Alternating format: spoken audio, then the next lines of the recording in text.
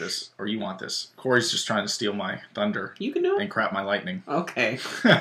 Sounds way grosser when you say it like that. Hey, you guys, what is up? It is Corey and Christian of SuperKamiGuru9000, and we are here to review Naruto 603. It is a monumental chapter as we get to see how Tobi, or, Obito starts to change to the swirly Zetsu we all know and love. Our chapter opens up this week with Obito, who is still in the rehabilitation chamber, hanging out with a few of these Zetsu android guys. And I hope you guys like fecal matter, because you're going to get a lot of freaking poo jokes this week. In fact, you're going to get about 5 of them within the span of about 5 pages. So, hope you like shit.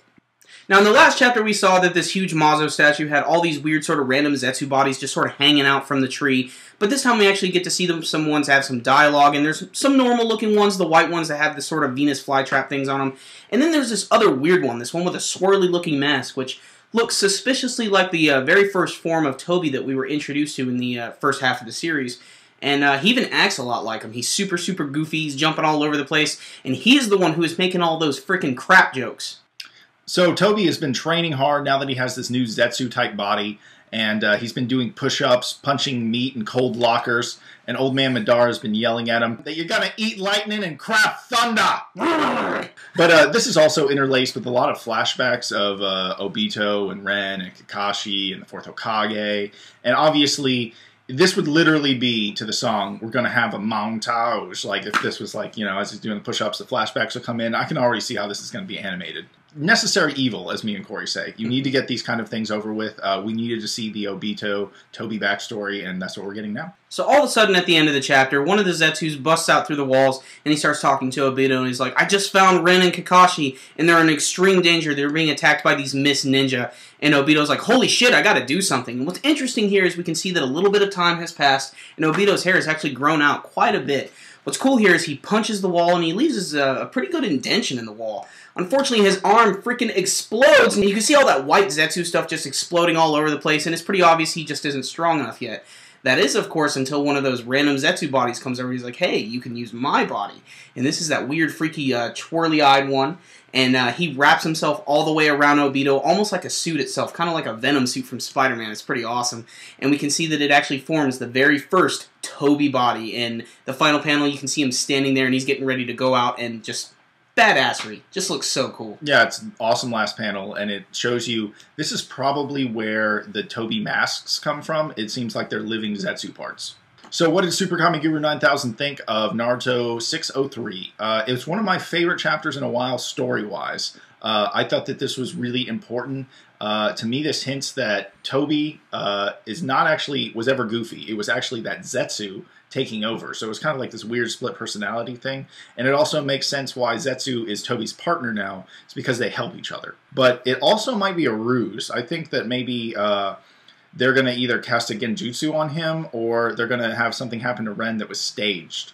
Like me and Corey were talking, we said maybe Zetsu's going to kill Ren, but it's going to look like a Miss Ninja. And they're doing that to kind of program Obito. I don't know, just food for thought, something we were thinking about. We don't always go deep on the theories, but that's something I was thinking about. And I don't really understand what Madara's doing. It's like he's taking an Uchiha catnap or something and just passed out over there. Maybe he's actually dead, and he just told all the Zetsus to just take care of Tobi while he was gone and, like, program him. And they also made it sound like all the Zetsus were really smart. Or they made it sound like they were superior to Tobi or Obito. So, maybe they are very calculating and they have a very good idea of what they're doing right now. What do you think, Corey? I usually don't like flashback chapters like this, but I'm really, really enjoying this one. Mostly because we're getting a lot of new stuff that we really knew nothing about before. Obito training and everything, that was kind of cool and everything, but really it was all about the Zetsu suits, or the androids this week. I thought they were really cool, in particular the one with the Tobi-looking mask.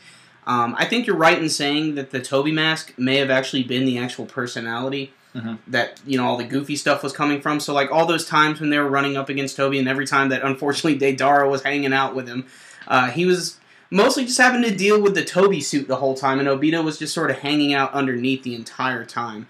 And I think that's really cool. I think it's Kishimoto is doing a really good job of, like, tying everything together. That was something I was really afraid he wasn't going to be able to do. But things are connecting really, really well here, and I'm really excited for the next chapter because we've never actually seen what happened to Rin, and apparently it's a pretty big deal if Obito's going to decide to want to take over the world because of it. So I'm really interested to see how he's going to run into Kakashi and Rin again, and obviously he's going to have one hell of a grudge for the 4th Hokage. I mean, he's got to be super pissed at this guy because you got to think, in a few years' time he's going to come and try to kill him again, steal and murder his son, and extract a demon from his wife. So he's got to be really, really pissed at this guy to do something crazy like that. And like you said, I think the Zetsus are sort of slowly brainwashing him over time, but still, loved this chapter. That final panel kicked total ass with Tobi just standing there. I'm just saying it's Tobi because it looks like Tobi, but just really, really cool. But still, again, the big mystery in all of this, what the fuck is Zetsu, and what the fuck is Black Zetsu? Where is Black Zetsu? Haven't been even introduced to his character yet. Very interesting.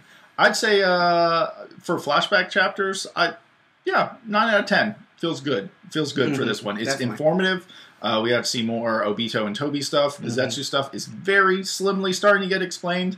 And you got shit jokes. And a shit ton of shit jokes. Yeah. Shit ton of poo jokes. And I like the Zetsu guys. I think they're really cool. Yeah, it's definitely a good read. Okay, you guys, if you enjoy these videos, make sure and give us a big thumbs up. It's always appreciated. It helps, spread our videos all around YouTube and more people get to watch them. Yeah, until next time, SuperKamiGuru9000 out. Hey, you guys, before we go, I wanted to share one piece of information with you. I don't know if you guys know this, but my part-time job right now is I'm a videographer, and I just released my demo reel of my live music camera work. So if you want to go check that out, there'll be a link below and an annotation somewhere in here. I'd love for you guys to go check it out and tell me what you think. Thank you so much, and until next time, peace.